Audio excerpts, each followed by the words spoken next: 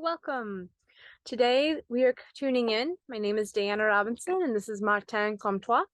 We are bringing to you the Sol y Luna inspirations to talk about the coming full moon, Aquarius full moon, as it is Leo season, as well as a coming beautiful celebration I am starting to make a relationship with, and Martin has brought to my attention, Lamas, or what do you call it as well? The Celts called it Lugnasa. Lugnasa. I love that word. Lug is a Celtic god of fertility. Lughnasadh was known as the first of three celebrations of the harvest. So this Lugnasa, which is the when the sun reaches 15 degrees of Leo, and then we have the equinox, the fall equinox, when the sun reaches the first degree of Libra, and then we have Halloween, when the sun reaches 15 degree of Scorpio, the end of the beginning of winter. So technically, from a Celtic perspective, this is the beginning of fall, the end of summer. So from the middle of Taurus to the middle of Leo, for the Celts, that's summer. So and May Day. To the long weekend in August is summer, really. That's when the sun is at its highest. And like in the play of Shakespeare, Midsummer Night's Dream. Midsummer Night's Dream is on the summer solstice, the longest night. And so it's a celebration of the solstice, that play. And so that's called Midsummer. And so this way of organizing the seasons, where the season begins in the middle of the fixed signs. So Aquarius, Taurus, Scorpio, and Leo, those are the fixed signs. And the middle of each of those signs are the Celtic beginning of each of the seasons. And then for us, we arrange the seasons from the precession of the equinoxes and the solstices. So from Aries to Cancer to Libra to Capricorn, those are the beginning of the seasons. But really, from a Celtic perspective, from a purely astrological perspective, they're the middle of each of the seasons. And if you follow the path of the sun, from May Day to the August long weekend, that's when the sun is at its highest, and technically that's summer. And then now already the nights are becoming much shorter, and we're entering into fall. And as we enter in this season here of celebration, this is a time of celebrating your harvest, celebrating nature. You're saying it's the first of the harvest seasons. I like that, because it is also the time where so much abundance and so much harvest is beginning, and it's the beginning of this fall of harvest season. We've just harvested our garlic, and we harvested some oregano, and then we're working at doing some canning already. Made a hot sauce yesterday. And so a way of honoring this, so technically when the sun reaches 15th degree of Leo, that is the 8th of August. But many of us celebrate on August 1st or August 2nd, which is today. I've had a lot of friends post beautiful pictures of nature altars with some of their harvest and their beautiful veggies and flowers. So making a celebration of that time. This is the heart of summer. I like that. I like that it's also on the 8th, because I feel like as I'm beginning to make a relationship to this celebration, I can work towards that for the 8th. So that's exciting. Beautiful, beautiful. And so that brings us, so the 8th is Lugnasa. Yeah, sure. And then 3 days after that, on August 11th, 6:35 in the evening, we have an Aquarius full moon. And that Aquarius full moon is exactly aligned in a T square with the Saturn Uranus square and with the Mars Uranus North Node conjunction, forming a 5 planet T square. We've been talking about this. We have a few videos out there. We have the Mars Uranus video that talks about um, honoring our own sovereignty and the rage against the machine. And then we talked about the fourth wave of the Saturn Uranus square. That's another video that we have out there that explains what fall is going to be like. So many of us feel so much challenges are going to take place in the fall. And then that Saturn Uranus square, the first three of them were all synchronous with intense times over the course of the last of 2021. So And 2020. and 2020, but mostly the three squares of Saturn and Uranus were in 2021. Before that, we had Saturn, Pluto, and Jupiter Pluto conjunctions, which were really freaking intense. So astrology helps us, and we have a playlist called the Astrology of the Great Reset, where we talk about this in detail if you want to see a lot of videos. But this is kind of the kicking point and in all of that. And so be really mindful of developing the tools and that's the great thing about that Saturn Uranus. This is the fourth one we experience. So we kind of got the message, we got the memo, okay, spiritual discipline, creative discipline. Don't watch the news. Get yourself a community, get yourself a garden, get yourself a sustainable life. Work towards what's right. And don't get caught up in the propaganda, and certainly don't get caught up in conflict. Huh? Mm-hmm. Yeah, pick your battles. Work towards sustainability. That's and who's your tribe and who's your collect. Who's the people that will support you, and yeah, that's really important. How are you feeling the energies out there? How is your family and how's the people around you?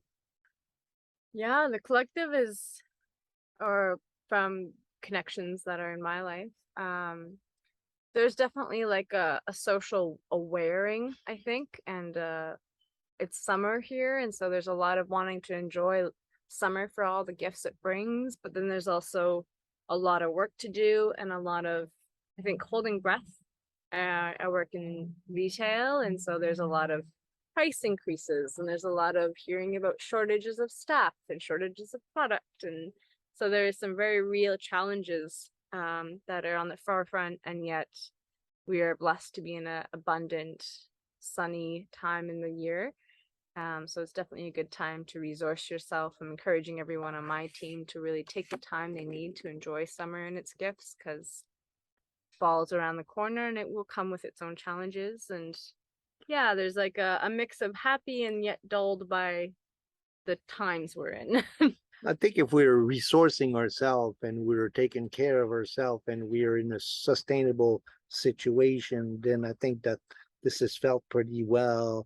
But in my own family, that are most of them are back east, and a lot of tension. A lot of kids on antidepressant, a Mm-hmm. lot of real difficult realities. Uh, not just in some sectors, but all sectors of Mm-hmm. society seem to be experiencing deep, profound challenges. And so this time of change is coming to a close. And, the bills are getting due, and the message is clear. Times they are changing. And so this full moon and this Mars Uranus, great opportunity for you and for all of us to reassess our priorities and to quiet down the noise and prepare for this beautiful opportunity that fall will be in terms of transformation. I like that. Yeah, this big T square, they're 90 degrees in astrology and in geometry, brings about this stress. There's like when you have water going and then it has to suddenly turn 90 degrees, there's a stress and a pressure that can build. But I've also heard it related to it as a creative potential. And I like that a lot because it's often when we're stressed that we find new creative ways to move past something or work with something, um, which is exciting and challenging all at the same time. The power of love and the power of creativity is Mhm. what's going to bring about the changes that we want. And so I think making an energetic Mars commitment, to Mhm. that, and it should be fascinating. One of the interesting things is Mars is going to spend 7 months in Gemini. Oh, We'll retrograde. we'll do a video on that. That's going to be really interesting when Mars comes into Gemini. And then at the time of the full moon, we have a Venus Pluto opposition, also a Jupiter Chiron. Here, let's share the chart quickly. So here's the chart. And so we have Sun in opposition to Saturn, Moon in Aquarius, then that Uranus Mars North Node. When I look at this T square too, there's this, I see this like sun in Leo is very focused on your individual and shining your light in the world. And then the opposite to that is Aquarius, which is the collective. And so there's this tension between being in your truth and your light and sharing yourself with the world, and then being aware of and maybe coming from triggered by the authority needs. And I say that because authority with Saturn, um, and Aquarius, and then the moon highlighting that. So our inner world really being aware of the authority within ourselves and the needs of our collective, our community, and the discipline structures. When we T square it to Mars, Uranus in the North Node, what I keep also noticing is how there's the open of the cross. So the opposite there would be Scorpio, and something that could maybe help on this full moon is, or might come up, is what to be aware to let go of. Scorpio is all about letting go and transformation, and it could ease the tension of that cross. That's beautiful. That's beautiful. One of the things that's really interesting about this chart, and we'll see it all fall along, is this Pluto, Neptune, Uranus Hmm. triangle. There are two sextiles in a trine. Now we're going to see that this year, 2023, 2024, 2025, up to 2028, and even into 2029. This triangle will be there as all three outer planets get ready to go from a feminine sign into a masculine sign. This winter, Pluto will turn into Aquarius. And then Neptune's getting ready to go into Aries, and then Uranus getting ready to go into Gemini, but they all will shift together in this alignment, and then Saturn and Jupiter will also align with all of that. So to me, that's kind of the defining times that are ahead. We've been talking about, where do we go from here? What's next, and so that particular triangle, and you see how it's really well related, forming a bowl shape with Venus. So the inner princess is very concerned about where do we go from here, what's Hmm. next. And so then with that sun, moon, Saturn, Mars, Uranus, we want to actively and energetically, Jupiter, Chiron, heal ourselves so that we can be best prepared to what it is that we're creating next. I love that. Anyway, that was fun. We'll keep them coming. We're up to 387 followers on the channel. That's really important to us. So if you're new, press subscribe, comment, ask questions, share it. Um, Thank you, Dayana, for joining me. Thank you, Martin. As we wrap this up on a quick note, just want to bring a little touching note to Leo and the tissue salts. So we're in Leo season. As I mentioned in our last video, that rule is Mag Phos, the tissue salt that helps us to relax muscles. If you've been a lot more active lately or you're needing to relax the muscles, have better sleep, better thought process, magnesium or Mag Phos, the tissue salt that allows for that pathway to happen, it's really helpful. And the full moon in Aquarius, it's happening. Aquarius, sorry, first rules Natmur. Natmur is what helps us balance the fluid within and without the cell. And I find that fitting for this because this full moon in Leo is about, to me, I see it at least, is about balancing our personal and our community and our relationship between the two. And maybe bringing some healing and awareness to that within ourselves. Mm-hmm. And so, yeah, taking time for body care and shining your light, but being aware of your community and what's needed and where you can show up and shine your light best within your community. We've been going to the river a lot and to the ocean a Mm, lot too. That's really been very healing. And mm, then spending a lot of time in the garden, and that's also really good. I love Be it. connected to the earth and to the sun and to the element and resourcing ourselves to be prepared for what is ahead for ourselves. Thanks for joining us, MC Starman. Dayana Robinson, have a wonderful rest and time of your summer. Make Hope the you get best of lots of sun. make the best of this full moon. We're all in it together. Yeah. Whoop whoop whoop.